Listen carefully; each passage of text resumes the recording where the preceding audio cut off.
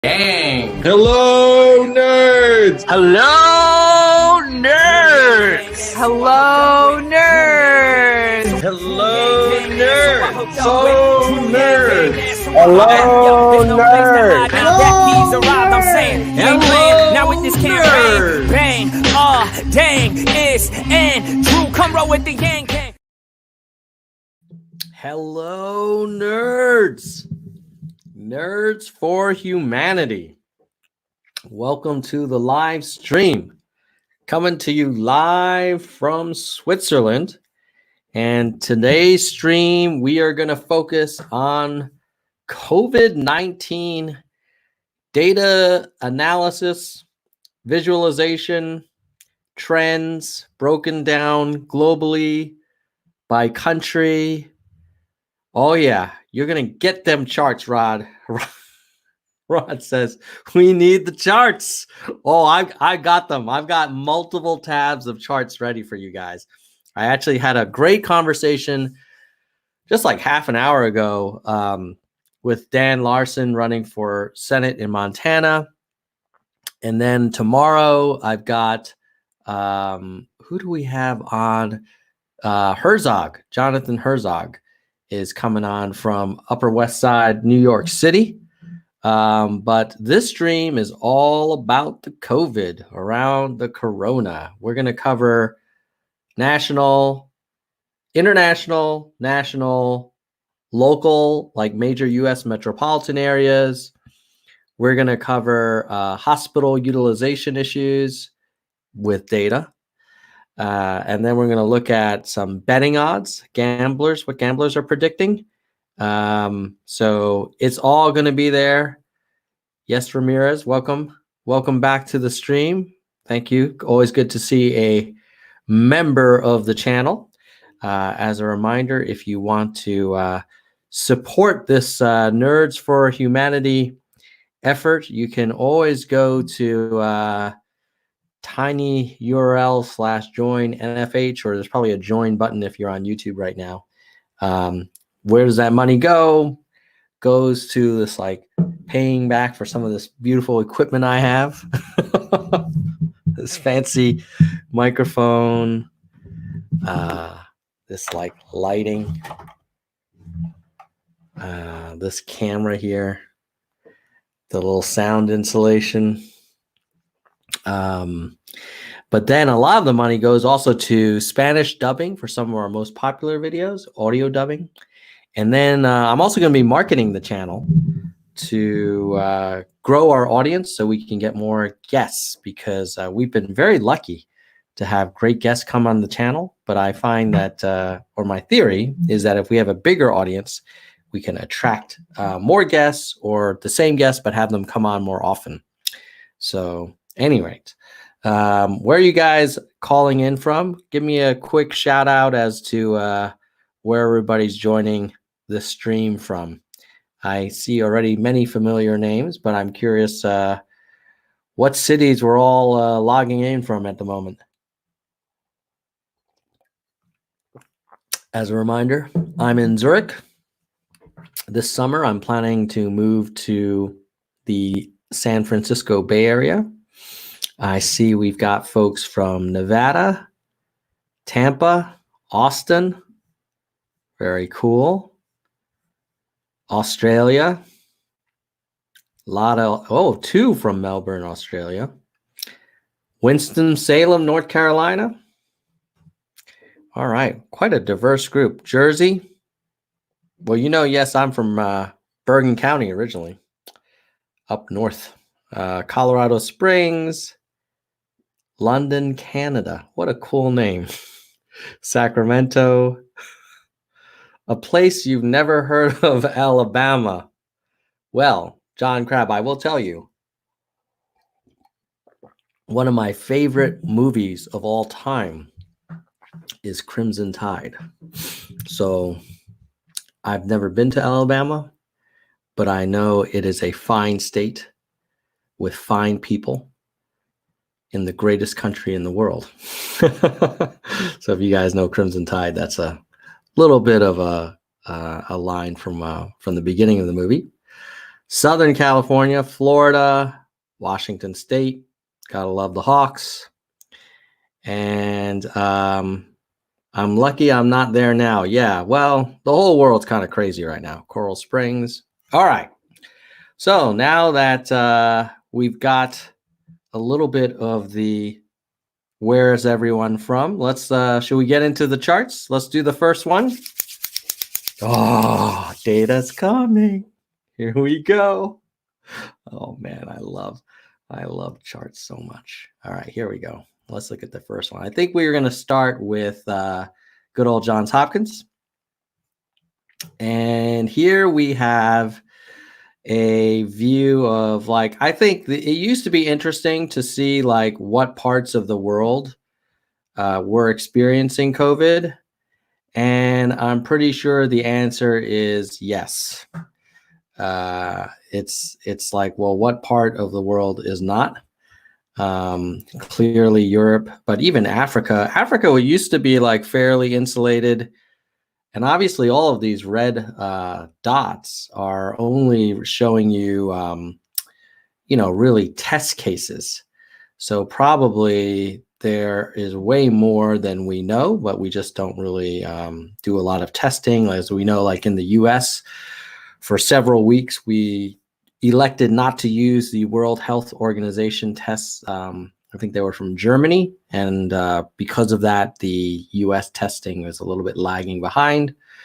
But that's the global chart. If you look at the total deaths, and I'm sorry this is such a morbid topic, but here you have 28,000 deaths in total. Italy is about to hit approaching 10,000 deaths. Spain, 5,700.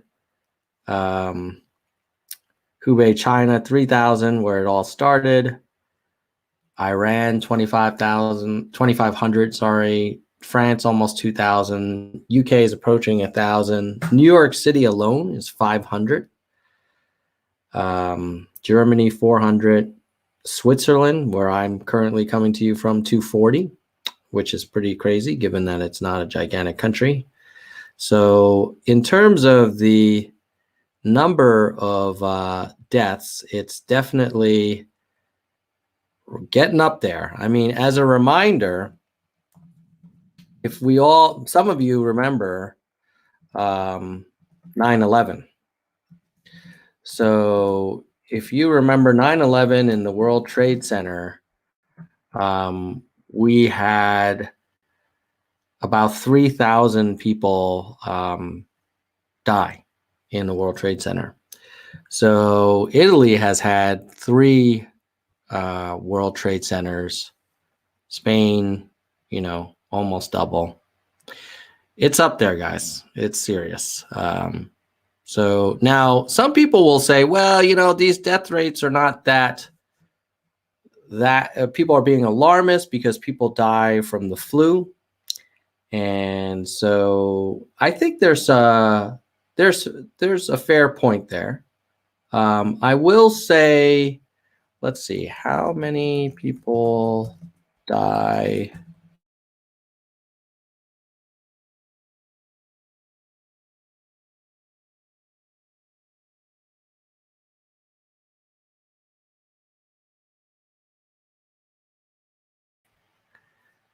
I think I'm doing a lot of streaming and my wife is watching Netflix at the moment. But while that's looking it up, I might come back to that in a little bit. Let me look at my alternate device here. Hold on, just bear with me. How many people die of the flu every year?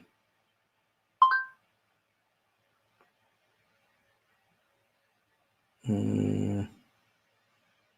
56,000 people die of the flu or flu-like illness each year, according to the CDC.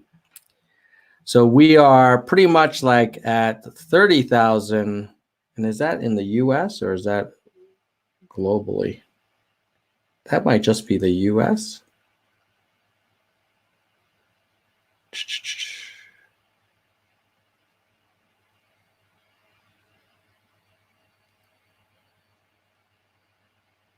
Okay, in the US, there's about 18,000 deaths a year. So that's the US alone.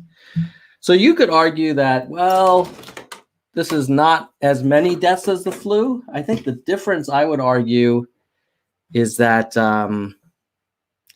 well, this is on top of that, right? This is incremental deaths. So I don't think just because a lot of people die of the flu doesn't mean that we are okay with people dying from corona on top of that.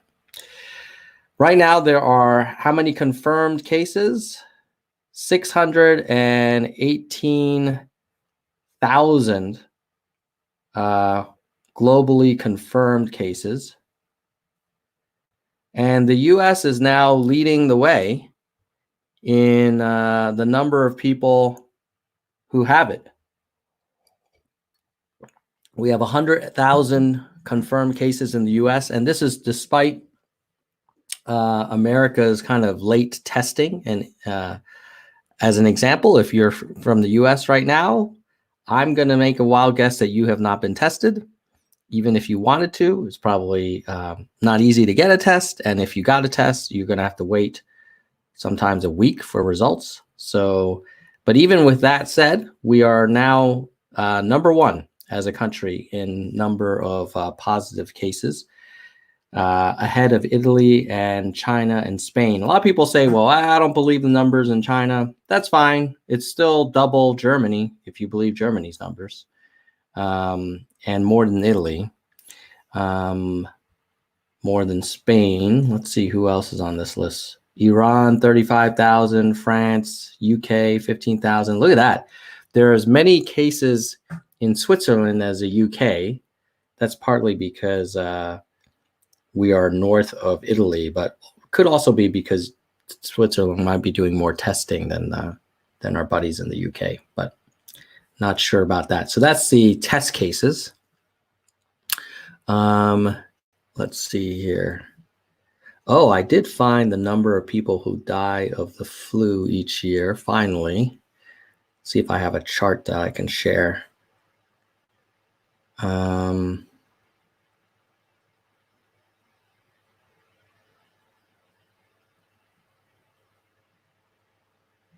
So I'll just share the screen so you guys can see with me.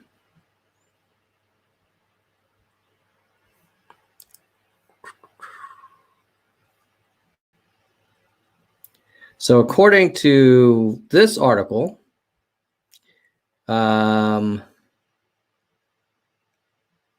CDC estimates as of mid-March between 29 and 60,000 have died due to influenza illnesses.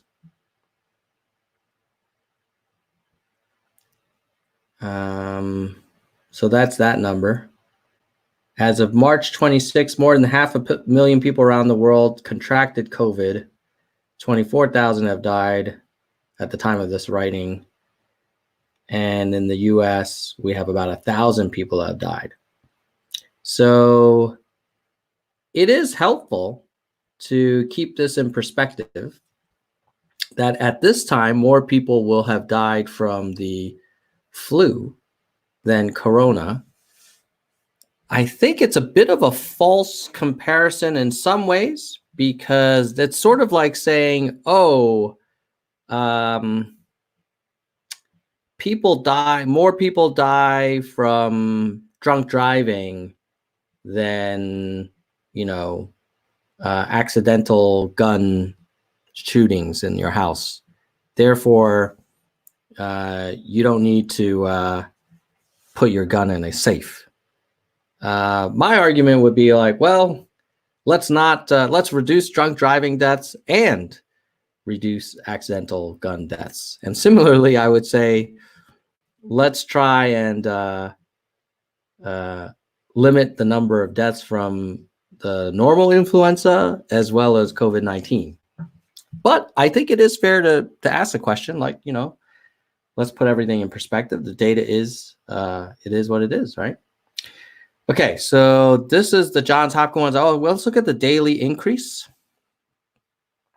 So global daily increase. I mean, this is a little bit of a disturbing chart in that each day there are more cases than the last day. at some point when we look at this chart in the future, we're going to see a different pattern where we will have reached a peak. So, hopefully we get through that soon.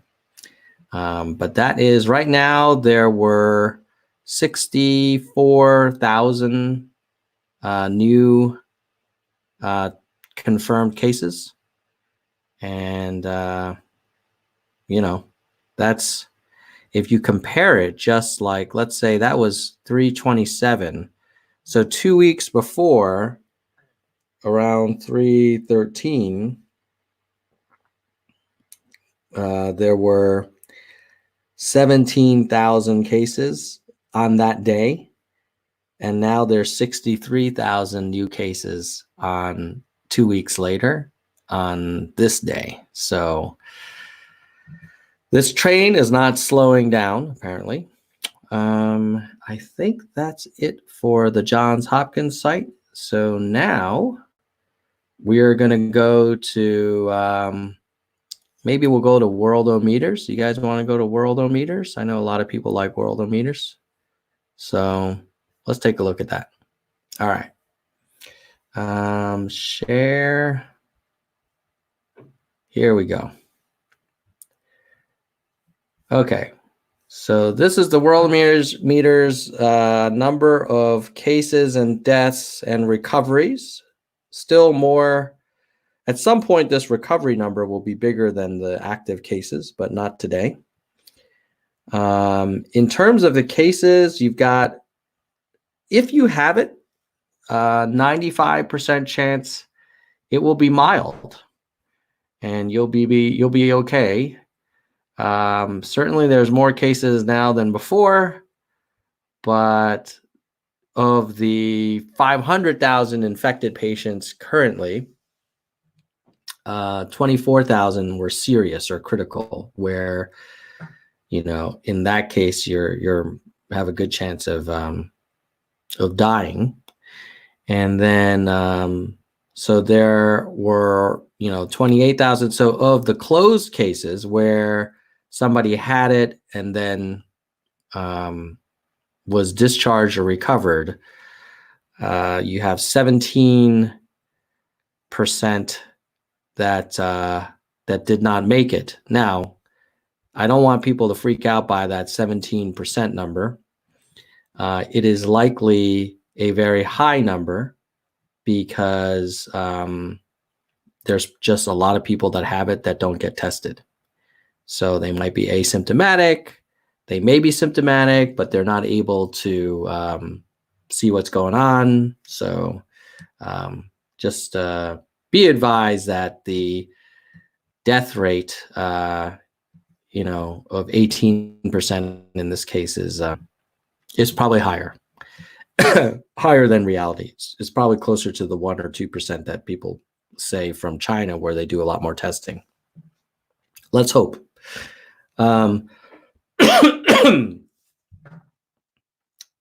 That's funny. I'm coughing, but I'm sure it's just just a regular cold. Let's see. I thought there was something I want to show you. Okay, let's look at the data by country. Okay. So here we have America. We have our number of cases. Wow. 16,000 new cases.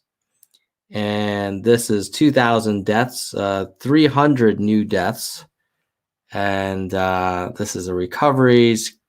And I can actually, let's just drill deeper into the US data. So if you look at it by state, you'll see that New York has the most cases, New Jersey, California, Michigan, Massachusetts. The most deaths in the US are in New York, New York, Washington State, New Jersey, Louisiana. I think Louisiana is probably an example of Mardi Gras and the absence of social distancing. So that's, that's the reality. So it's pretty much like every state. Now, if you wanted to be in a state that has the fewest known active cases, probably maps itself to population. These are not the biggest states in the world: South and North Dakota, Wyoming, Alaska. And then deaths. Yeah, many states have not had any known deaths, which is great. But yeah, I think the big deal is probably what's going on in New York right now. I mean, if you look at New York, it's clearly 5 times more cases than New Jersey, and let's say 25 times more than Texas. So, or yeah, about 20, 22 or 23 times more in Texas. So that's what it looks like at the state level. If we go back further, let's see where you have the highest number of critically ill by country. France. Ooh, yeah. So here, like, US, we have the most active cases. We don't have the most critically ill. Now, you could argue this is a matter of time. So the ratio is kind of interesting here, where in places where it's been pretty well understood or spreading around for a while, like Europe, it looks like it's about anywhere between 10, like let's call it 8% to 15% of your active are serious. And in the US, we only are about 2% or 3% of our active cases are serious. So it would not shock me if this number for US serious critical goes from 3,000 to maybe 15 to 20,000. And because if you just look at the ratios for France, 4,000 for 30,000 cases, they have more serious cases than us with only 1/4 the number of active cases.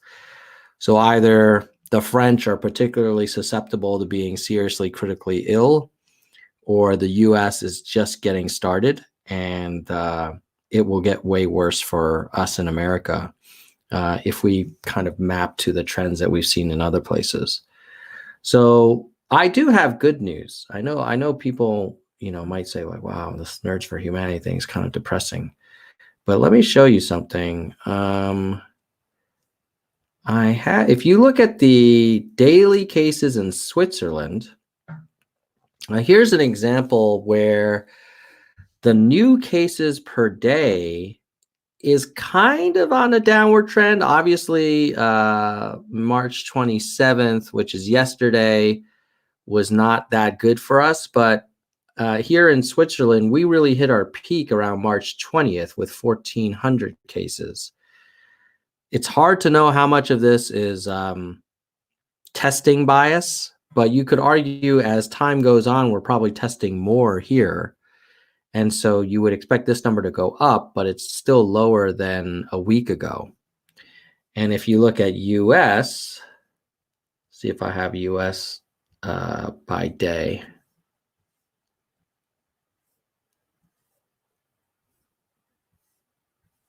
Okay, here we go. Let's look at US new daily cases. So US is in a different situation where each day there are more cases than the last day. So back on March 20th, which was when Switzerland hit its peak, the US only had 5,600 new cases, whereas yesterday we had 18,700 new cases. So, that suggests that the US is not yet peaking. We haven't reached the kind of apex. And then if you look at deaths, daily death rate, yesterday there were 400 deaths in America. The previous day there were only 270. And then a week before there was only 50. So this is why one of the things that you hear some people say is like, oh, there aren't that many deaths from COVID. It's way smaller than the flu. It's true, but this is not the trend you want to see when, basically we went from 50 people dying from this thing 1 week ago to 400.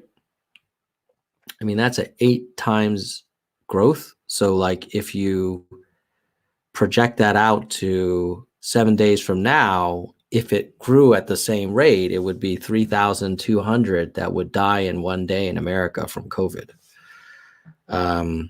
Now, if you look at, let's go back to Switzerland. Let's see the Switzerland death rate. You would imagine, since the Switzerland total case rate has kind of peaked, I would imagine the death rate should be starting to flatten. And here you have even the Swiss case, the numbers coming down a little bit here. But the death rate in Switzerland, daily deaths, yeah, like it's certainly more than a week ago, but at least the last couple days have been kind of flat, and they weren't 8xing. Let's see. Yeah, so from March 20th, we went from 13 to 39, so it's only 3xing, whereas the US was 8xing. And then if we look at Italy, which is a good example of a country really battered by this thing, let's look at their daily data. Italy, ooh, that does not seem to be peaking at all. But it might actually, in that each day, the peak was probably around March 21st. And the last couple days have not been low, but they haven't been setting new records. And then if we look at the deaths in Italy per day, yeah, it's not a great chart. I mean, it's not going up 8x from March 20th.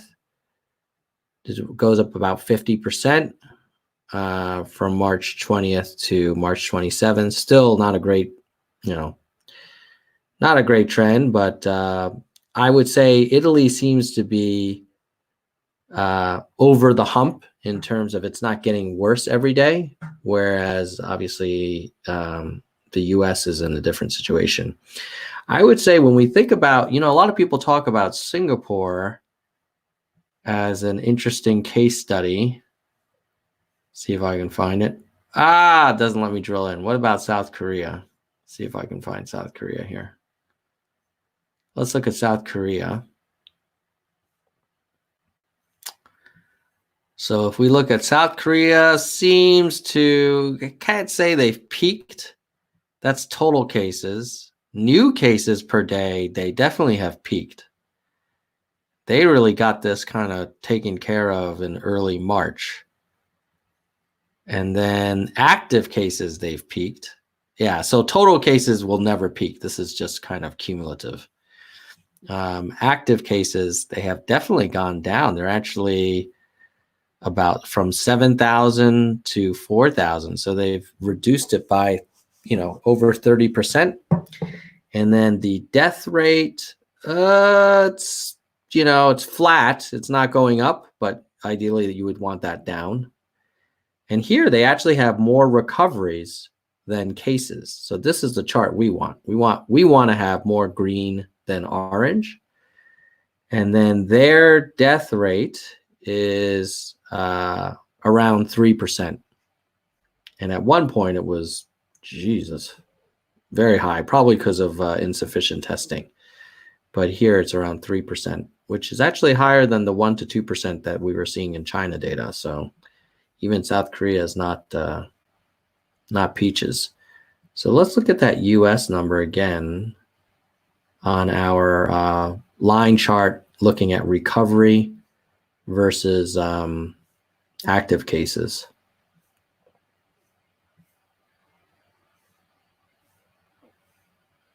We don't have it. That's too bad. We have deaths. We have, well, 100,000 active cases. And I guess we don't have, let's see, let me go back at the country level. Recover 3,000. Oh my God, we are way. Yeah, we have 120,000 total cases, 3,000 recovered. We have 115,000 active versus 3,000 recovered. Whereas if you look at South Korea, they had almost the same. They have 4,500 active and 4,800 recovered. So they have more recovered than they do have active. And in America, we have very few recovered and a whole lot of active. And as we said before, I would expect this number probably to go to 10,000 to 20,000 if we looked at the ratios from other countries. So, yeah, that's unfortunate, but it is what it is. So hopefully that's helpful. Let me just go check out the chat. Okay, good. You guys are still here. Tom Sand, I will be talking about the money going to the stimulus. Let me pull that up before I forget. If you guys are curious about the stimulus, I found a really cool data visualization from Bloomberg that I will share with you now before I forget. So here is the official American COVID response, which is interesting to keep in mind with the charts we just showed around seriously ill. Of the $2 trillion that we as taxpayers will be funding, you can see the area of the boxes kind of represents how much money is going to each area. And the largest boxes are actually going to corporate or business support.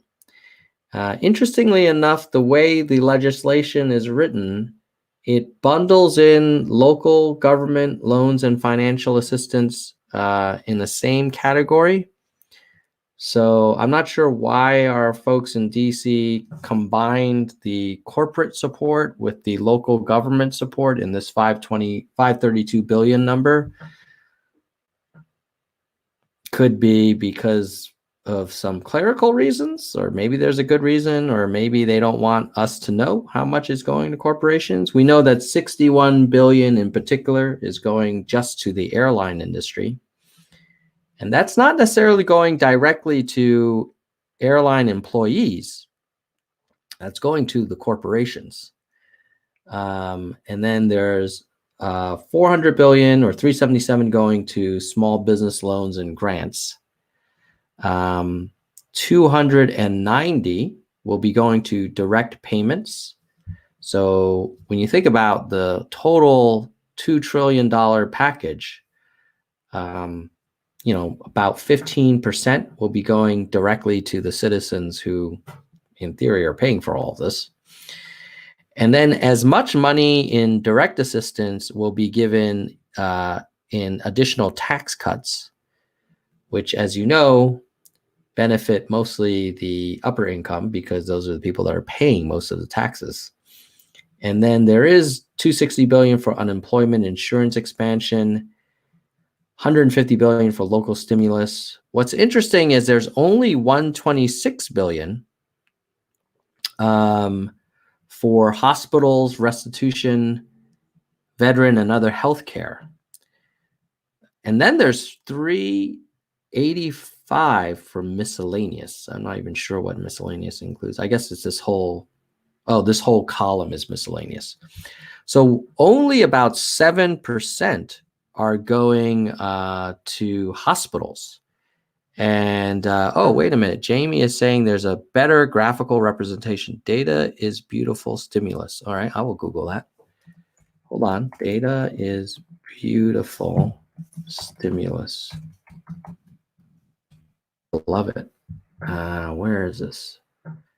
Looks like a Reddit thread. Ooh, is this where it is? Yeah. Okay. Let's take a look. Hold on, folks. Jennifer Montgomery, thanks for the super chat. My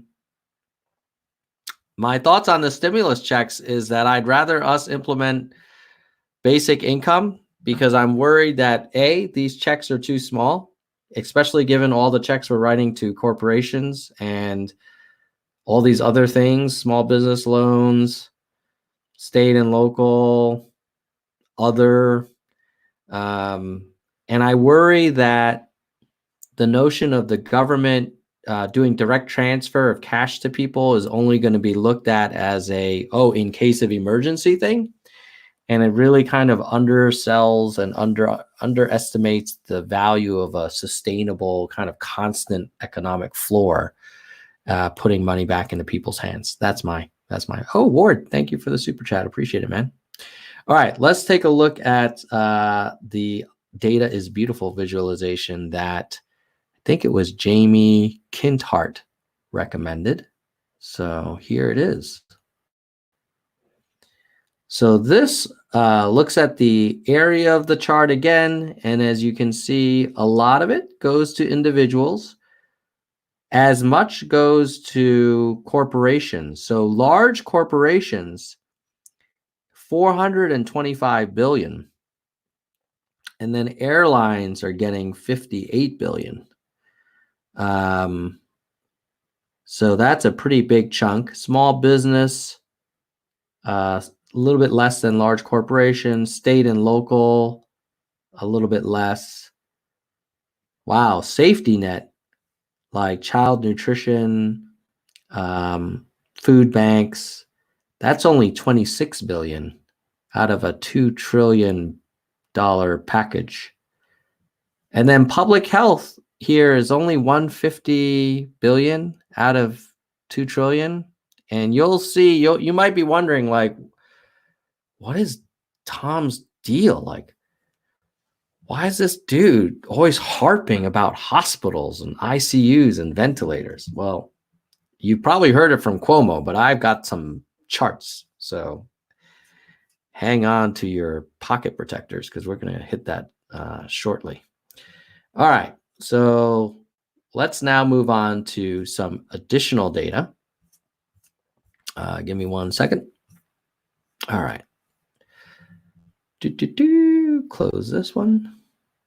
Oh, these Australians have this great site, covid19data.com.au. Let's just take a quick stroll because I'm quite jealous of the Australians. They seem to have like very good data and more than we do in the US about what's going on. So here, you look at what the Australians have. They have by region. Oh, this is actually an international. We already saw this, but this is kind of a nice visualization. You see here, China is kind of flat, South Korea is flat, and USA is this guy, this turquoise line, not flat. And we are winning in the number of cases race. Obviously, this is one that you don't want to win. But you know what? Let's not hate on America because UK is also still on an upward trajectory. Their prime minister got it. Their head of health got it. Australia is still tracking up. I mean, the only countries that look flat-ish in this chart are South Korea, China, kind of Japan, Singapore. Yeah, probably, So that's that. But let's look at the Australian data in more detail. So this is cumulative confirmed cases. Okay, that's just going up. New confirmed cases each day. They looked like they had hit a peak around March 25th, But then look at this, man. They just freaking had another jump. So this might be one of those things where we need to see a few more days of flatness before we can say we've hit our peak. So, even me here in Switzerland, I was kind of happy to see that our daily cases was flattening, but you never know. You might be like Australia thinking, oh yeah, high 300s, we're kind of peaked. And then all of a sudden you have 460. And then they break down by, I think these are like the equivalent of like states, like New South Wales, Victoria, Queensland, and stuff like that. So obviously, New South Wales is definitely kind of their New York, I guess. And then they have new cases by day. And here you see like New South Wales by day might be flat-ish. I don't know. I might be being optimistic here. Australia isn't still struggling, clearly. They're not out of the woods yet. Then they do their deaths by territory, like 7 deaths versus 2. So they're still okay. They don't have that many deaths, so good for them. I wonder if this, and then if you look at people affected,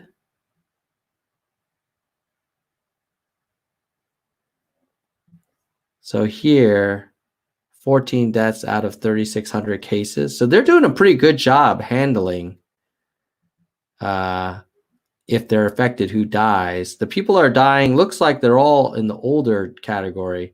7. Look at how much detail they have. They say he's from West Australia and he was on the Diamond Princess. She was at an aged care facility. He was 82, also aged care. A lot of people in aged care facilities.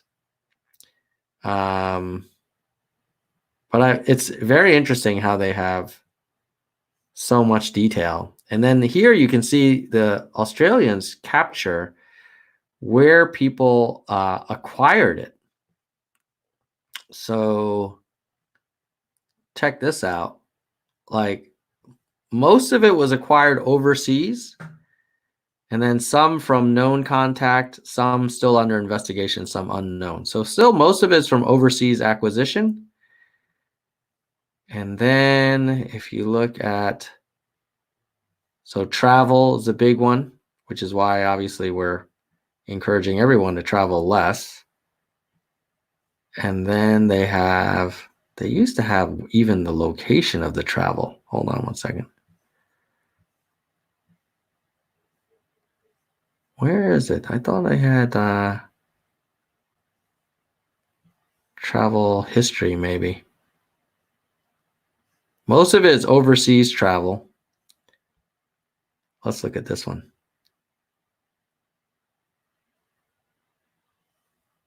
Travel-related transmissions over time. Okay, so where are they getting it? Here's the interesting thing. You would think, because,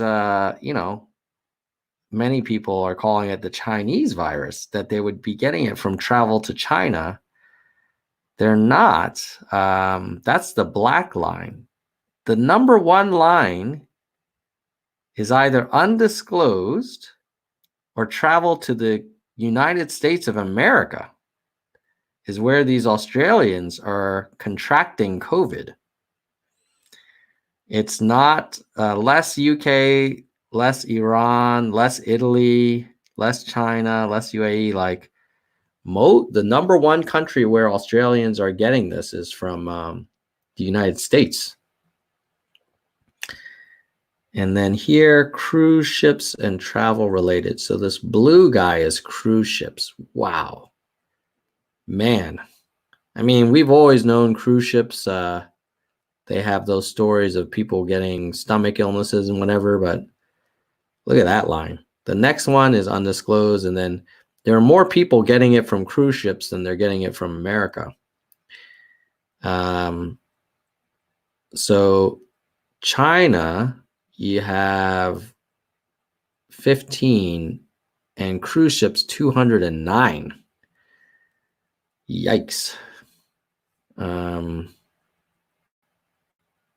this will show you, yeah, US 47, Iran and China combined less than US. And then Italy, 18. Man, you got to love these Australians, man. They got a great site. So that's a little bit of a deep dive into the Australian data. I know it's 45 minutes. How are you guys doing? Are you guys open to more data? I've got more, but I also know it's getting late a little over here. And I know we already went over the Johns Hopkins, healthometer stuff. Dr. A says, we are still here. All right. That's a good point. Okay, I'm going to keep going then. I'll go until I either run out of data or I lose my voice. I am a little concerned because I had a cold last week, but I had a runny nose. And runny nose is not symptomatic of the COVID. But I no longer have a runny nose. I just now have a cough. But I also know the mortality rate is around 2 to 3%. So even if I had it, I should be able to keep doing this. All right. Here I want to show you. Yeah, that looks like it's kind of. Ooh, yeah. I'll show you something else. The good old New York Times has a cool chart on the growth rate by U.S. country. So let me refresh this, make sure I'm looking at the latest data. And here you have the daily growth rate. Okay, we all know U.S. is, wow, it's almost 40%, probably about 30, low 30%, like growing every day in terms of the growth rate of deaths. And we're not kind of going down yet, but a lot of countries are. So if you're watching this and you're like, oh my God, the sky is falling, just know that many countries are having less and less growth in death rate. And the US should follow that as well. Now, if you look at deaths by state, and this is how many days since the 10th death, you can see that if it were doubling every day, it would look like this line here. And if it were doubling every month, it would look like this line here. New York, the yikes. Is that right? The death rate per day is doubling every 2 days in New York? Yeah, okay. Michigan is also doubling every 2 days. So, I mean, look, let's not overreact. As many people will remind me, people die of the flu. Thousands of people every year in America die of the flu. But I don't think the flu deaths are doubling every 2 days. That's the disturbing part. But we also know that we can look at countries like South Korea and Italy, and we know that it does peak at around, maybe 3%-ish of people who have it. Interestingly enough, Washington State seems to have done a better job slowing down its death rate. It's only doubling every 8 days. So you wonder, what's Washington State doing that New York and New Jersey and Louisiana are not? And Michigan, look at that. Michigan's also doubling every 2 days. But California, doubling every 3 days. Yeah, I'm not sure. Maybe Washington State is, I was going to say Washington State's less densely populated, but Georgia's not super dense, and they're doubling every 4 days, like at twice the rate as Washington State. Maybe it's a combination of less dense, and I think maybe maybe Washington State's been a little more aggressive with the lockdown. So that's that. You guys still with me? All right. We're going to keep going. What's this one? I think this is kind of, well, I'll share some more times data with you. Here's another one. Thank you, Tamar. You're still with us. Here we go. Let's refresh this, make sure we got the latest stuff.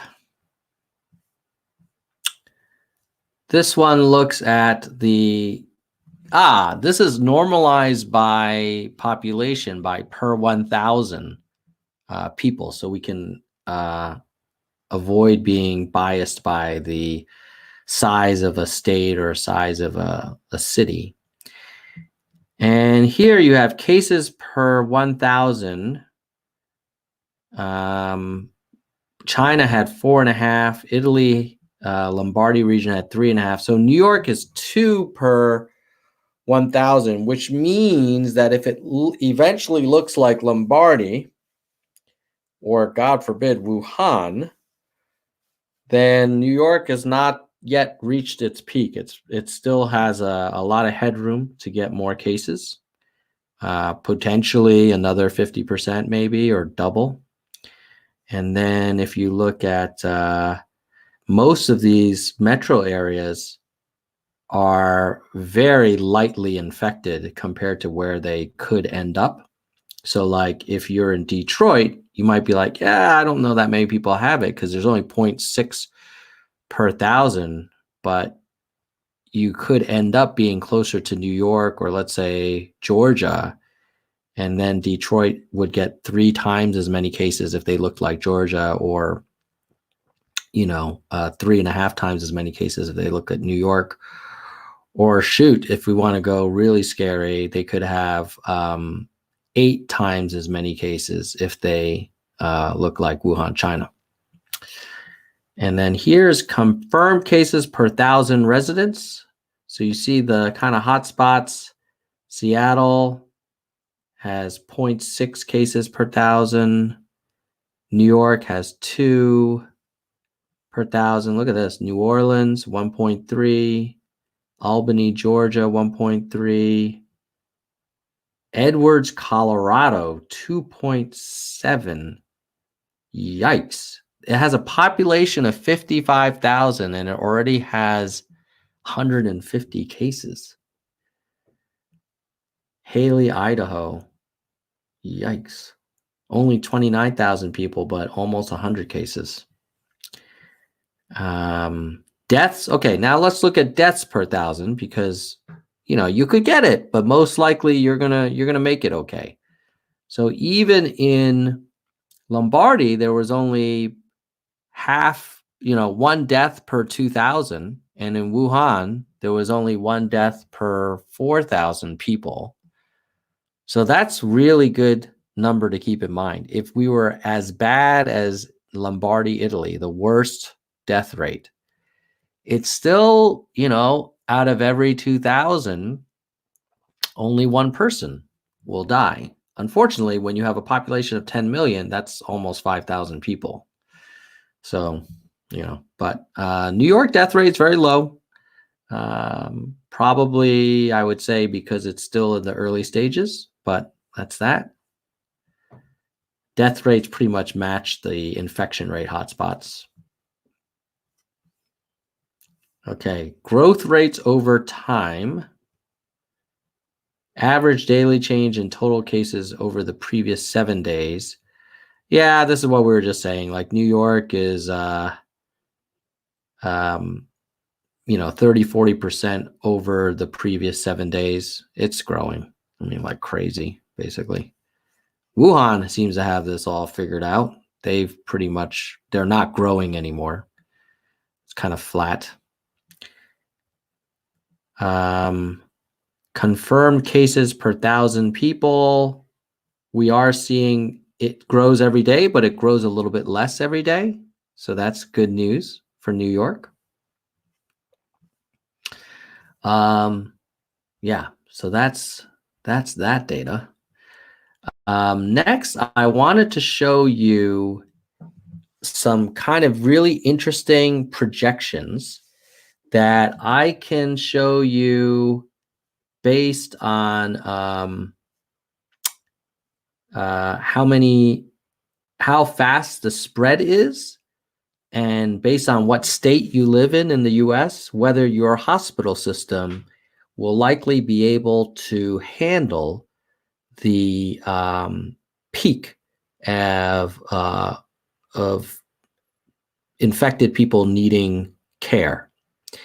Because one of the things that you should keep in mind is it is very easy to focus on like flattening the curve and the face masks and the testing, and that's all important. And I know the president loves to talk about the stock market and the economy.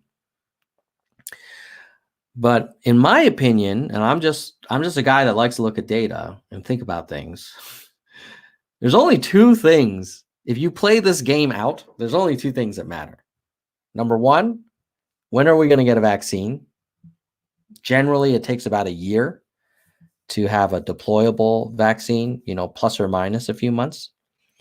So, probably they've been trying to look for a vaccine, let's say, if you want to be optimistic, since like February.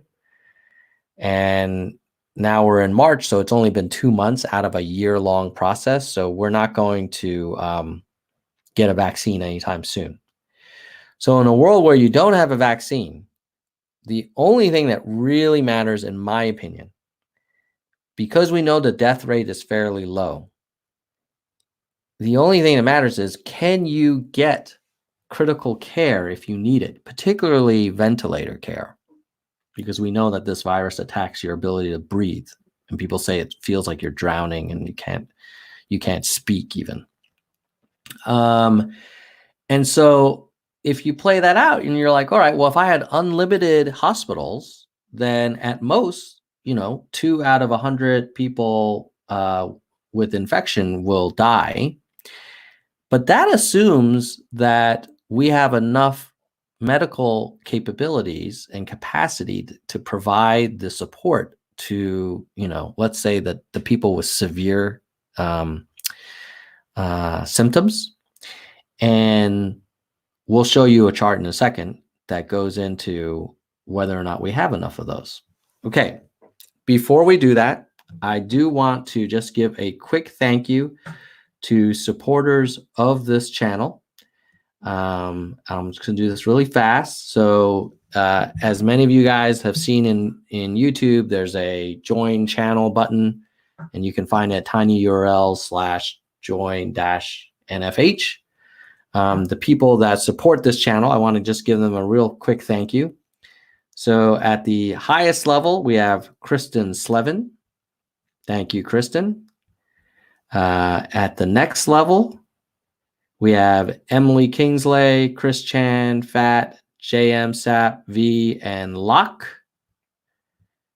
At the hardcore level, the next level down, we have Amanda Jones, Landline, DK, Tracy, David, Adrian, Jean, El Bogart, Felix, Chad, Mike Chang, Ming.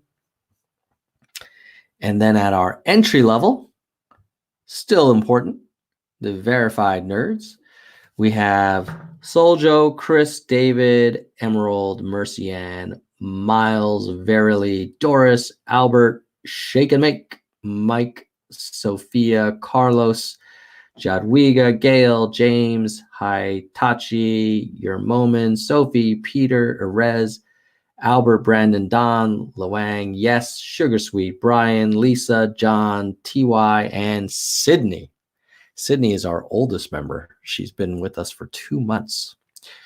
Or, yeah, I think it's a she. I think Sydney is a she. Okay.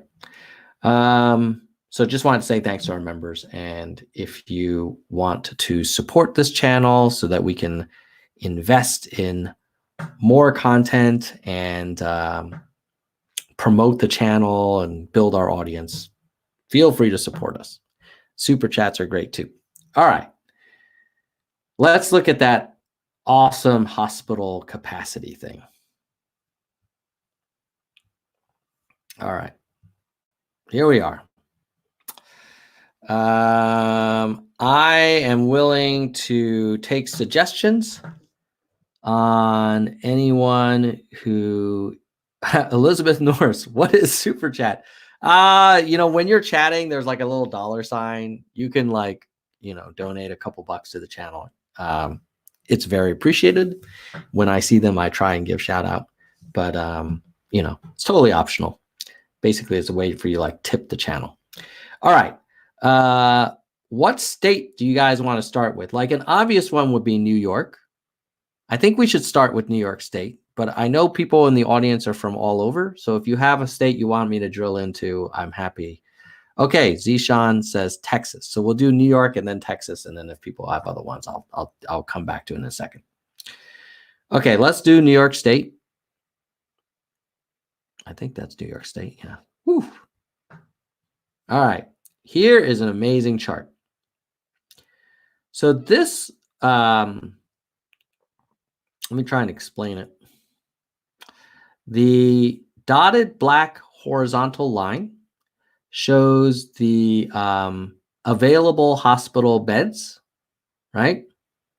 And the good news is it does kind of move up because I think, they're trying to increase capacity of the hospitals. And here's where we are today. You notice that the colored lines are underneath the black line. So this is where we are today. And we have enough. We have less people that need hospitalization than the black line. So if you're in New York today and you need to go to the hospital, oh, by the way, Dr. A, given an example of a super chat. Woo! Thank you, Dr. A. All right. So if you are in New York, you're fine because today there are enough hospital beds for you if you develop any sort of severe case of COVID or if you need the hospital for another reason. However, you might be wondering, well, what do the colored lines represent? So one colored line is this red one, where it's what would happen if there were limited action. Like we don't tell people to stay at home. We tell them hey, everybody just go out and party and go to concerts and hang out at the beach and just be your awesome selves. The problem with that limited action plan is that pretty much by April, looks like April's 1st or maybe 2nd, we would actually have more people. We'd be crossing the black line, which is the number of hospital beds we have in New York. And we could actually have only around 22,000 hospital bed capacity and 38,000 people that needed hospitalizations by April 4th. So you would have almost for every one hospital bed, you might have almost 2 people that needed that hospital bed. Now, obviously, you're already hearing about nurses and doctors having darn near meltdowns in some hospitals. And this is now just end of March with a pretty aggressive lockdown. So that's what happens if you have limited action. So we should probably avoid that strategy. Then there is, well, what if you told people, this green one, to shelter in place and just stay home, work from home, don't go out unless you really have to. But let's say it doesn't really work that well. Then you could potentially exceed capacity of the hospitals by April 8th. You might need 30,000 hospitalizations, but only have 23,000 beds. And if the shelter in place thing really doesn't work, it could peak at the end of April, where New York State may require 172,000 hospitalizations with only 30,000 beds, this would be a problem. This would be basically 5 times as many people needing hospitalization as New York has beds. Now, and it's not just the COVID people. I mean, you got to think about just normal people that get sick that now can't go to the hospital, right? So that would be terrible.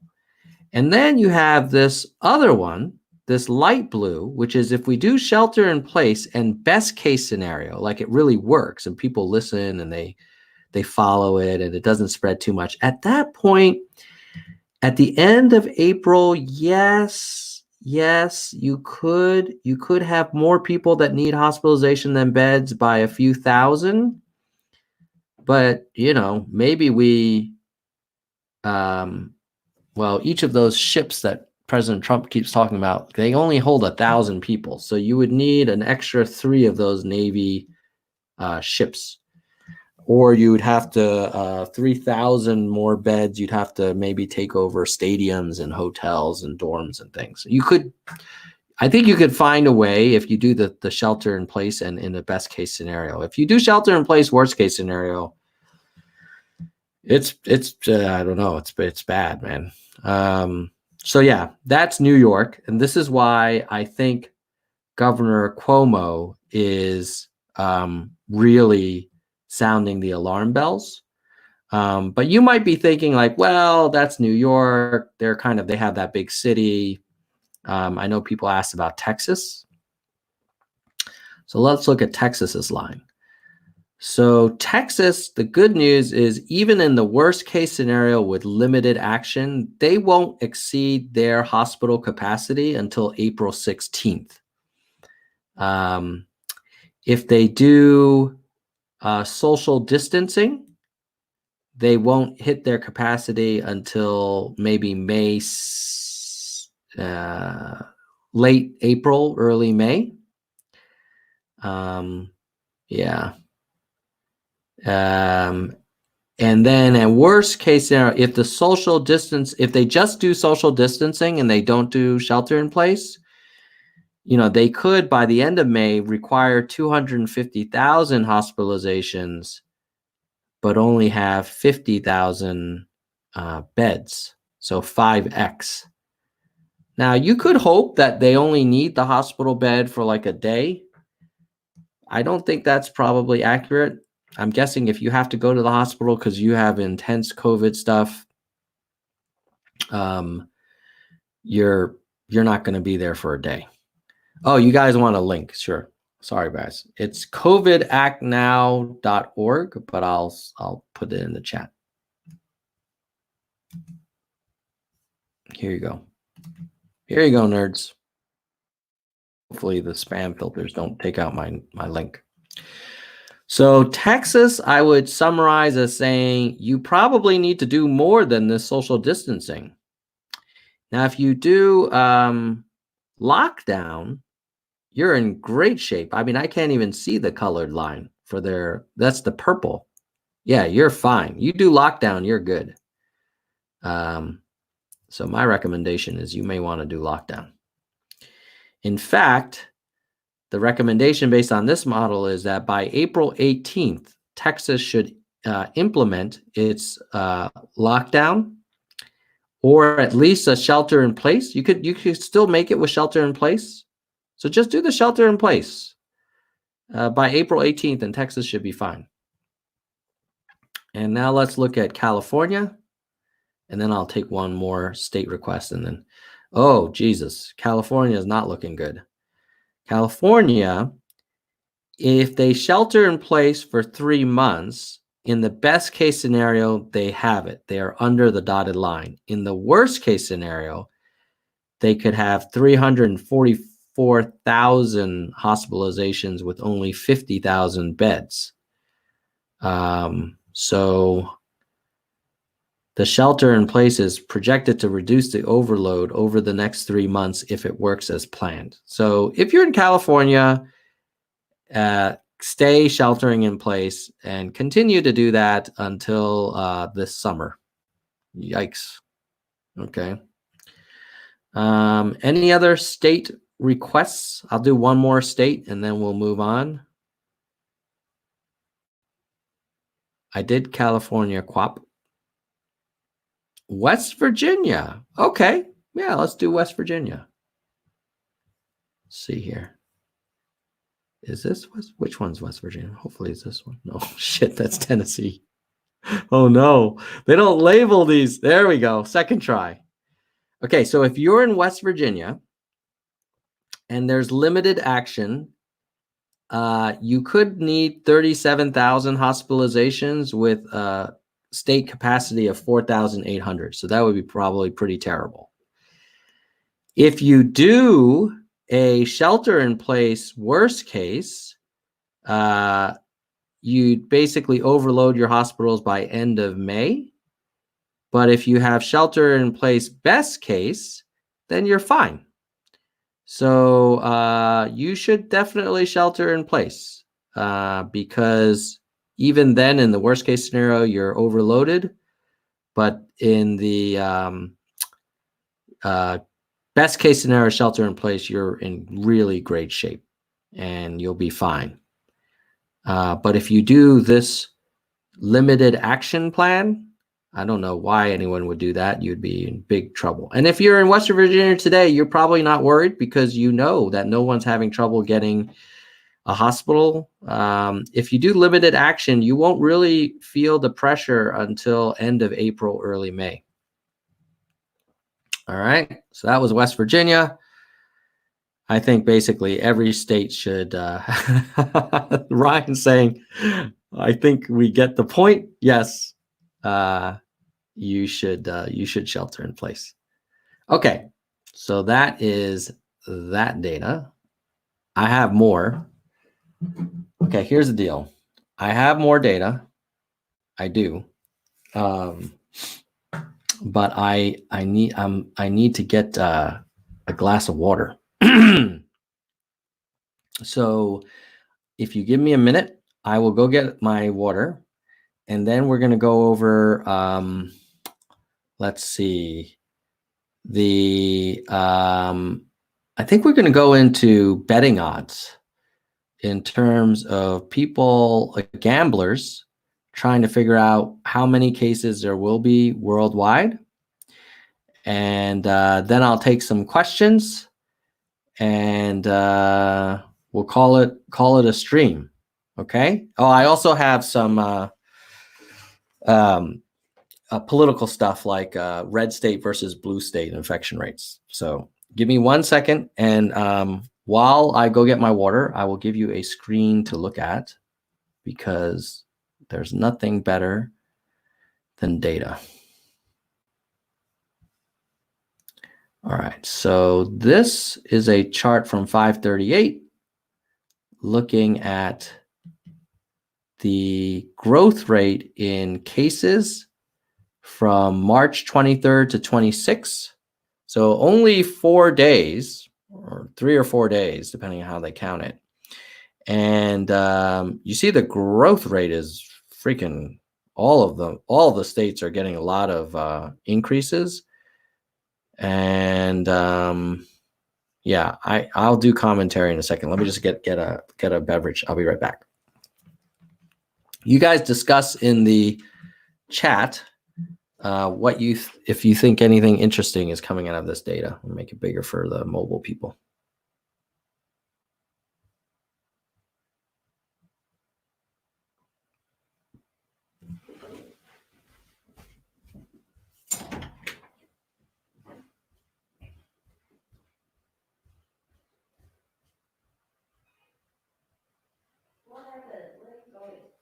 I'm just getting a glass of water.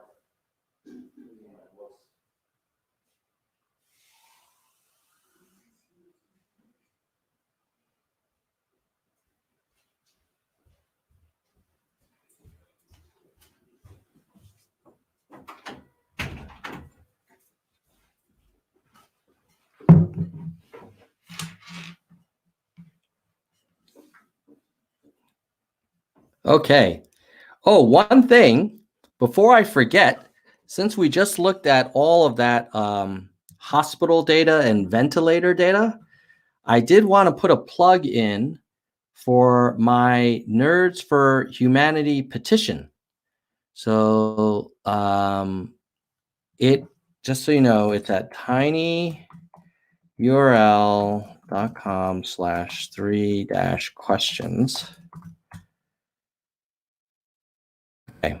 But let me just share it with you so you know what I'm pitching. 3-questions. It's on change.org. And if you guys would be so kind as to sign the petition, I would very much appreciate it if you agree with it. And basically what it says is, I am imploring the President of the United States and the task force to answer 3 what I think are very reasonable questions. The first question is, what is the current critical care and ventilator capacity nationwide? The chart I was showing you are all projections and estimates. I want the official number. And then the second thing is, what do your experts project demand will be in 6 weeks?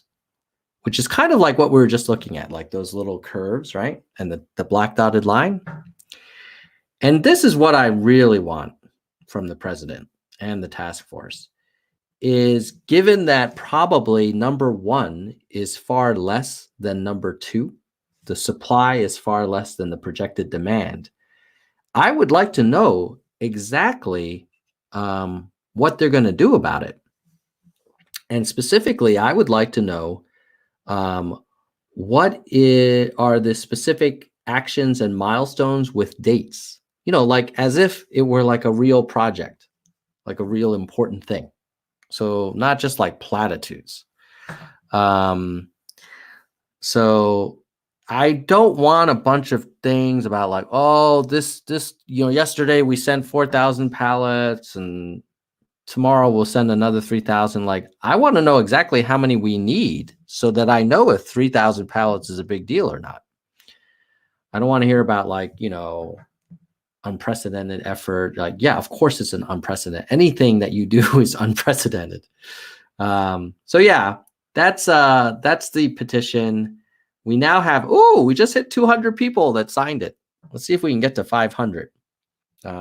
So if you are keen, I'll copy the link, also put it in here.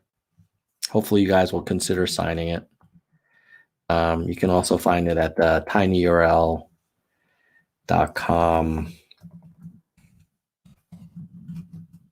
3-questions.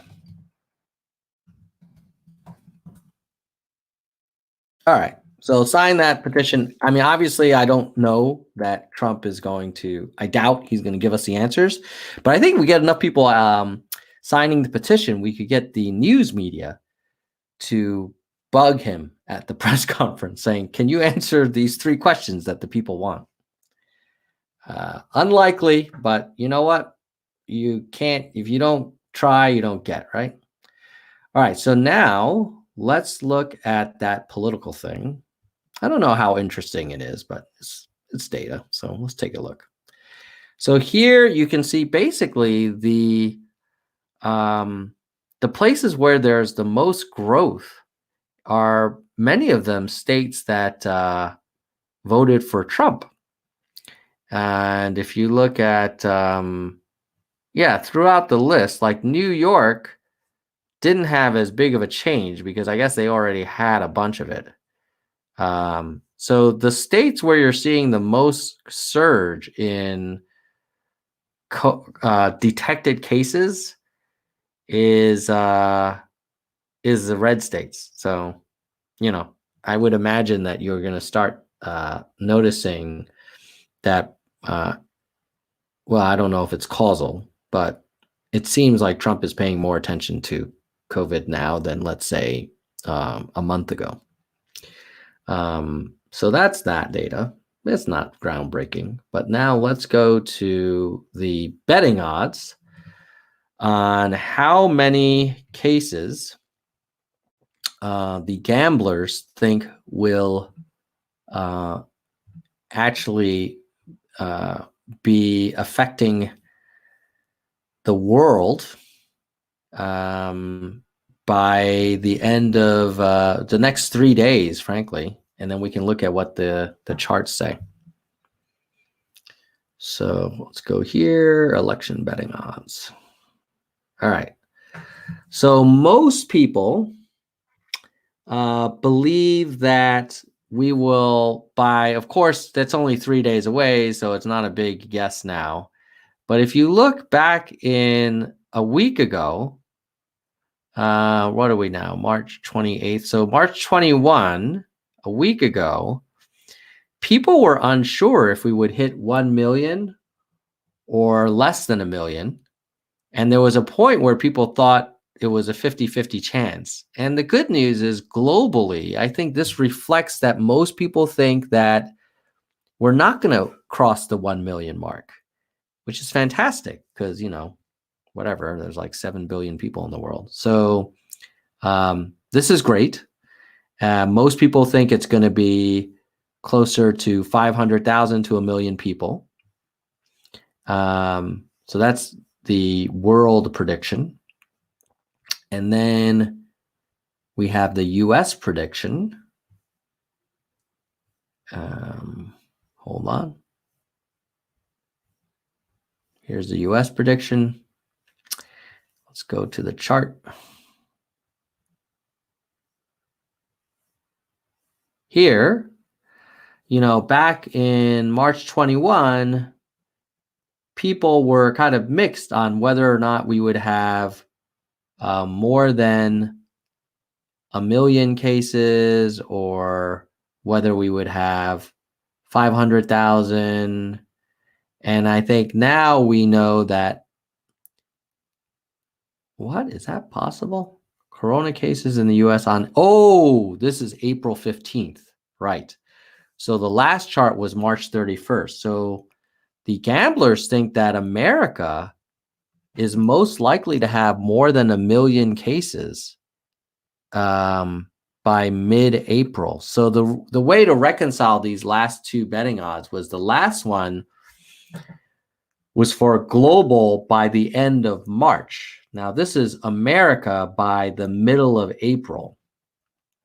And the gamblers are saying that by the middle of April, America will have greater than 1 million cases.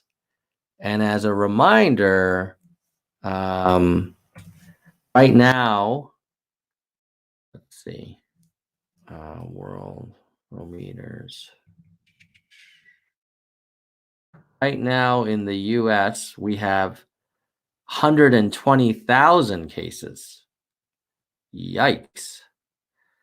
So the gamblers think we're going to go from 120,000 to over 1 million between now and April 15th. Jesus. That's only 3 weeks from now. Shit. It's only a little over 2 weeks from now. What are these gamblers thinking? Let's hope they're wrong. Over 1 million cases. If you have a 2% mortality rate, that's 20,000 deaths. So now you're kind of in flu death territory, and that's only by mid-April. And we know from the other charts that we may not peak until May-ish. Okay, well, sobering. All right, so that's on the bright side, there are people also thinking that it will be less than 1 million, 20% chance. No one seems to think that it's going to be less than 100,000. So, at any rate, okay. So that's that. Now let's look at whether or not people think that Trump will leave his post early. Let's see here. Chrome tab. Here we go. Right now, most people, most gamblers, based on their betting odds, believe that he will fulfill his term, and only 15% chance that he will leave his term early. And I think that's very fair. He doesn't seem like the kind of guy. Now, that's interesting. In January of 2018, oh, I guess this was around maybe the impeachment time. People thought there was a 50-50 chance he would drop out and just resign. But clearly, this downward trending red line shows that more and more likely that Trump will not leave early. He will finish out his term, whether you like him or not. That is most likely. And then what about recession? What do the odds say about recession? Well, if you ask them back in the late 19, early 20, most people did not think there was a high chance of a recession. And but if you go now, there was in March 7th, people were 50-50. And right now, most people think that we are going to have a recession this year. And 88% chance. So we may very well be in one right now. As a reminder, the official definition of a recession is 2 consecutive quarters of negative growth. So you could be in one and not know it until you officially pass that second quarter of negative growth. And then maybe we'll do a quick look at the Democratic VP pick. I would take this stuff with a grain of salt because Biden was not a heavy bettor's favorite for the nomination, and yet he's our nominee. You got Harris at 28%, most likely. Then Klobuchar, 23, and then Abrams at 11. Who's this moving up? Whitmore. Who is Whitmore? Whitmer. She seems to be gaining steam. Any rate, so that's that. I do, since we were talking about politics, I do want to talk about Biden. Have you guys been watching him? Let me see if I can find a video of him recently. I saw an interview of him, and, even if you don't watch it with sound and you just look at the dude, he doesn't look strong. But let me just go and we'll watch. I haven't watched this interview. I'm just literally pulling up a recent one from CNN. But let's watch it together. Share audio. This question comes from Luke Murphy. He's a New York City. He lives in New York City, works in business technology. Here's his question. Vice President Biden, having led the United States through the Great Recession, what do you believe are the most important qualities of a president in times of crisis? Number one, understanding that you have to be both reassuring, but you have to look to experts to give you advice on, in this case, scientists. The second most important thing is to be able to manage. When we were going through the Great Recession, we bailed the country out with a $900 billion bill. What I found was you have. So the first thing, the answer seems fine so far, but if you look at the dude, he looks like he's aged since the early primaries. Like he looks like, he's got less energy and is less kind of with it. But let's listen to the rest of his answer. Have to manage it every single day. I put together a staff that was within the vice president's office. We took off offices across the street, and I was on the telephone without exaggeration with every single governor except one multiple times, with over 150 mayors and county executives, laying out in detail how they could implement the money they were getting, what they could do with it, what they couldn't do with it, answering their questions, making sure, for example, that if they're going to put like he's just kind of rambling. Seems like he's rambling. Now, I'll give you a contrast. So if we look at one of Cuomo's recent interviews, Cuomo interview. Let's see if I can find one. Corona. Okay, here's one 3 days ago. Okay, so we're gonna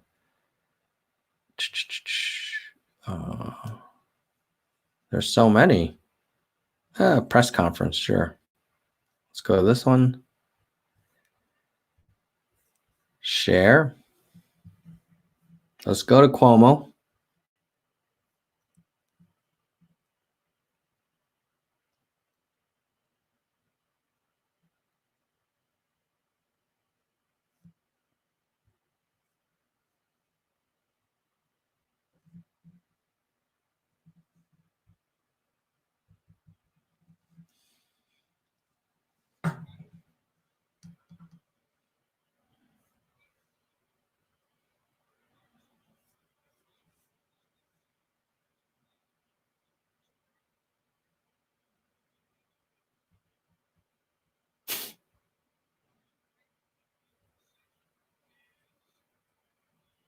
Oh, you guys have no sound. Hold on.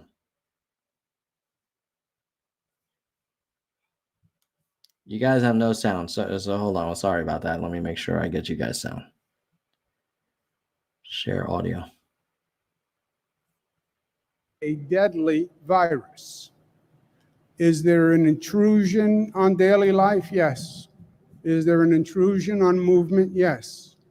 Is there an intrusion on the economy? Yes. But what's on the other side of the scale is literally saving lives. And that's not rhetorical. That's not drama. That's fact. Public education is very important. It's important to all of us. On the other side of the balance beam is public health. I decided to close the public schools because I believed it was safer to close the schools and reduce the spread. We did that on March 18th. We said we would do it for 2. All right. First of all, Mofo is using PowerPoint, so I gotta give props for that. Second of all, he seems very methodical, and I'm not going to go through his whole presentation because he has a whole lot of slides. But let's see. I'll just skip over to the end when he finishes his slides. Maybe talks more off the cuff. And it's going to be a sad day. This is a rescue mission that you're on. The mission is to save lives. That's what you're doing. The rescue mission is to save lives. And as hard as we work, we're not going to be able to save everyone. And what's even more cruel is this enemy doesn't attack the strongest of us. It attacks the weakest of us. It attacks our most vulnerable, which makes it even worse in many ways, because these are the people. All right. So that's Cuomo, Andrew Cuomo. And now let's also look at one of the president's latest press conferences, and we can basically do a Biden, Cuomo, Trump kind of comparison. Donald Trump press conference. Okay, I think this one is 2 days ago. Is that the latest one? Okay, here we go. 1 day ago. Okay, hold on, guys. Chrome. Oh, somebody wants to see Bill Gates. Yes, maybe we'll get to Bill Gates in a second. But we should see the president. He is our commander-in-chief. Hello, thank you very much. Thank you. Beautiful day. Very good what you're doing. Look at all those empty seats. Never seen it like that. Oh boy, how the world has changed. How the world has changed, right? But it's going to end up being better than ever. I want to thank you very much for being here, and I'd like to update you on the steps we're taking on our ongoing fight to defeat the virus. This morning at 7:55, I spoke to the leaders of the G20, had a great meeting, and we have a lot of different ideas, a lot of good ideas. We're working together. The leaders gathered. All right, so a couple quick things. Number one is I know he used to always give people grief for reading from notes or teleprompters. I think it's because he doesn't like to read himself. But secondly, he himself does not look super vigorous and kind of on top of things. He kind of looks a little unhealthy. So I just want to say, like, in fairness, I was giving Biden some grief, but good old Trump also has some of his own, perhaps, health issues. Virtually around the world to discuss the whole subject of the problem that right now 151 nations have got. We had President Alberto Fernandez of Argentina, Prime Minister Scott Morrison of Australia, President Jair Bolsonaro of Brazil, Prime Minister. All right, so he's going to thank a bunch of people, and then we'll go to some Q&A. Does he do Q&A? Where's this Q&A? And then I'll move off of Trump. All right, here we go. The back first, please. Thank you, Mr. President. Despite the jobless claim numbers today, the market rallied again. It's up over 4,000 points the last 3 days. Yeah, Marking, record. yeah, the largest chart since 1931. Do you think that the economic uncertainty has passed?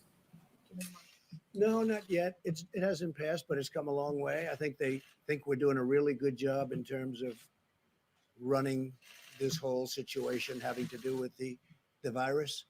I think they feel that the administration, myself and the administration, are doing a good job of keeping very importantly people informed, because it was a great fear, and a lot of good things are happening. The mortality rate is at in my opinion, you'll have to speak to Deborah, Tony, all of the others, but in my opinion, it's way down.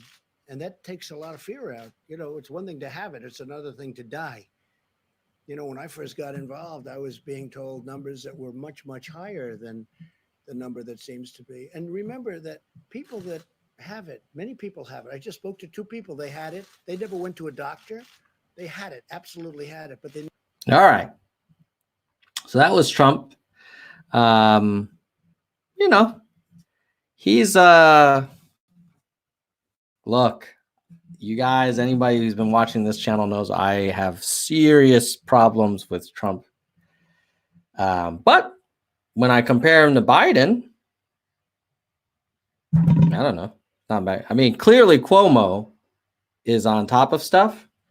The thing I notice about Trump is he doesn't like to use actual numbers. Like, he doesn't talk about what the mortality rate is or how many people have been deceased or how many ventilators we need.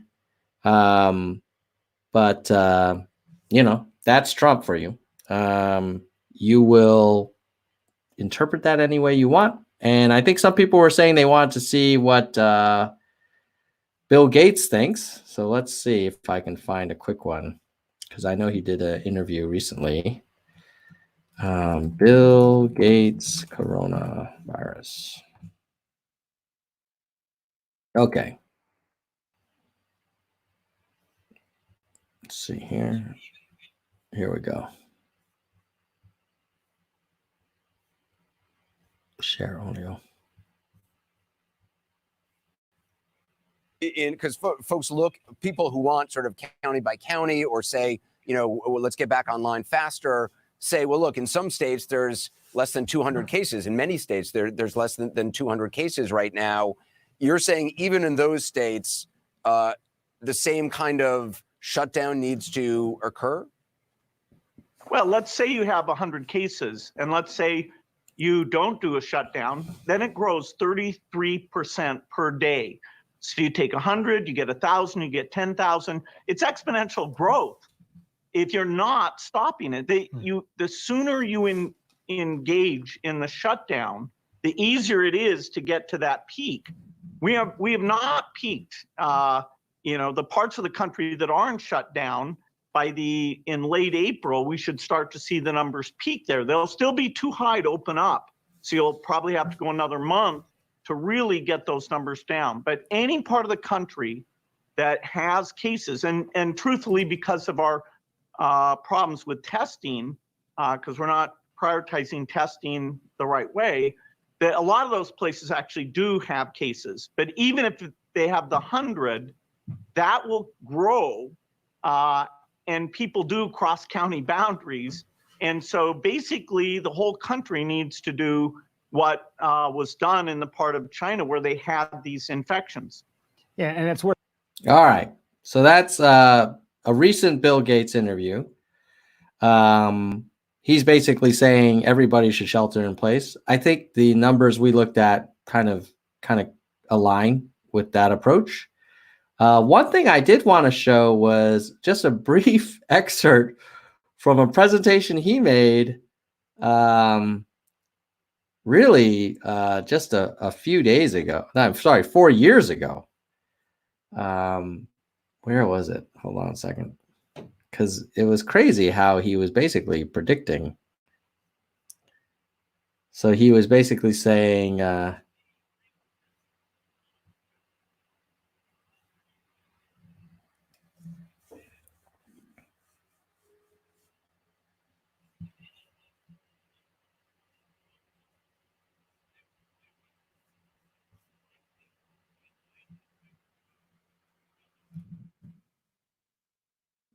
oh, shit.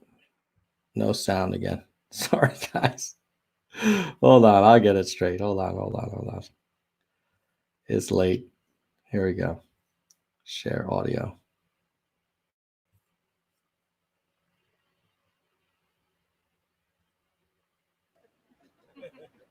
Today, the greatest risk of global catastrophe, Note the date. doesn't look like this. April 2015. Instead, it looks like this. If anything kills over 10 million people in the next few decades, it's most likely to be a highly infectious virus rather than a war. Not missiles, but microbes. Now, part of the reason for this is that we have invested a huge amount in nuclear deterrence, but we've actually invested very little in a system to stop an epidemic. We're not ready for the next epidemic. Let's look at Ebola. I'm sure all of you read about it in the newspaper. Lots of tough challenges. I followed it carefully through the case analysis tools we use to track. All right. So basically, dude basically predicts Corona and says we as a society have not invested enough in preparation for how to battle anything. And then we can wrap it up. All right. Oh, someone's saying there was a recent TED interview with Gates. So guys, go check it out if you are interested in hearing what Bill G has to say. Let's see what other people are saying here.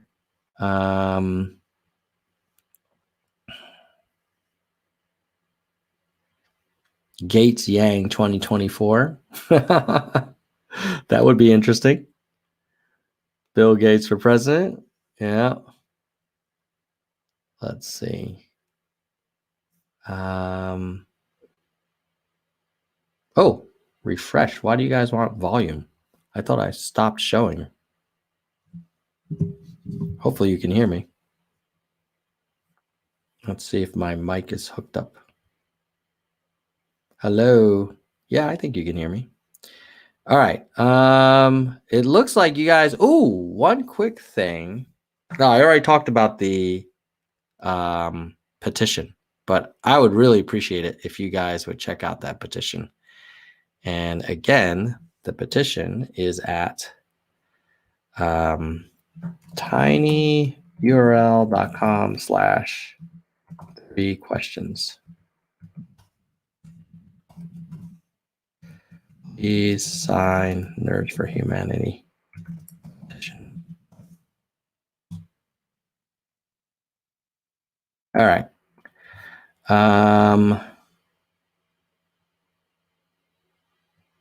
Dino says total shutdown is key in mass testing. Lucci, you are a UBI candidate in Brooklyn. Well, Lucci, you can email me at tom@nerdsforyang.com. So that's how you can get in touch with me. Let's see. Tamar says, for centuries, different well-known people were well-versed in different disciplines. Yes. Oh, so this is maybe some people are saying, hey, Bill Gates is not a virologist. He's just a smart dude. So I like smart dudes. But yeah, I agree. You know, we can't. I mean, Bill Gates also said that, you know, people wouldn't want an Apple phone. So he's not right all the time. Oh, Dr. A is saying that the stream lagged for a bit. Sorry about that, guys. Maybe it's just a lot of people on the internet right now since everybody's sheltering in place. All right. Well, I think we're going to wrap it. I just want to thank everybody who's a Nerds for Humanity member. I want to thank everybody who liked this video, because if you like it now, it increases the chances of other people discovering this content and maybe subscribing to the channel, and then gives me a little more motivation to keep doing these things. I think people find it useful. And then lastly, just a heads up, let me show you some of the upcoming content I've got planned. So Nerds for Humanity. Let me give you a little preview because we got a lot of action. A lot of action coming here. Here, upcoming live streams. We have Jonathan Herzog tomorrow. Then we have a members-only panel discussion, but the stream will be open to everybody. But the discussion will be just like 3 or 4 Nerds for Humanity channel members. Then we have Heidi, formerly the Lesbians for Yang, now Heidi for Oregon, running for Congress. We've got Tully, Roberto Blake, who's a big YouTube kind of influencer. Blair Walsingham, running for Congress in Tennessee. Lacey, who was famous for being the Yang Scream and then joined the Yang campaign. So we'll be talking to her. And then Andrew Wan from the Young sort of advocate stuff. So a lot of action. Go ahead and hit that subscribe button so you'll be the first to know and you won't miss any of this stuff. And if you have anything else, we will talk to you at another time. But please stay safe. Wash your hands. Stay home. You know, one of the things is like I have a member of my family, a MAGA member, who's sending all these like emails to the whole family about all the corona stuff. He's very, very concerned. But he's also taking actions that don't make sense. So as an example, he was going out partying a few weeks ago, which is part of his lifestyle. But then he was also saying like, oh, I should go hang out with mom. And I'm like, what are you talking about, dude? Like, she's in her 80s. The last thing you would want to do is bring whatever you're touching and asymptomatic potentially, and go live with her. So just try and align what you're reading in the news, you're seeing in these charts with your day-to-day actions, because it's easy to be all like, wow, this is crazy, it's an epidemic, but then you're going out to a restaurant, or you're touching door handles and then touching your face, or shaking hands, or coughing into your hand instead of your elbow, or traveling out of state even though you have a fever. Just hang in there. People are asking, is this the Miami brother? Is this the Miami brother? I think Sugar Sweet might be onto something, but I don't want to say it. But these MAGA folks, we love them. We love the MAGA people. Like we love all humans, but sometimes some MAGA people, they say one thing, but then in their own actions, like perhaps many Democrats may say one thing and in their own actions. So let's just leave this. Sometimes humans say things, but they don't follow through with their actions. All right. So please follow through with your actions. Wash your hands, social distance, and kind of gird yourself. This could be like a 3 to 6 month deal. And, do your best to help out other people. Like if you have neighbors that are elderly, maybe offer to help bring them groceries. They must be very lonely by themselves. So, stay home, do a lot of video chat with your friends and family, and take it one day at a time. And, we'll look back and say like, wow, we lived through that Corona thing. That was crazy. All right. See you guys later. Goodbye, nerds.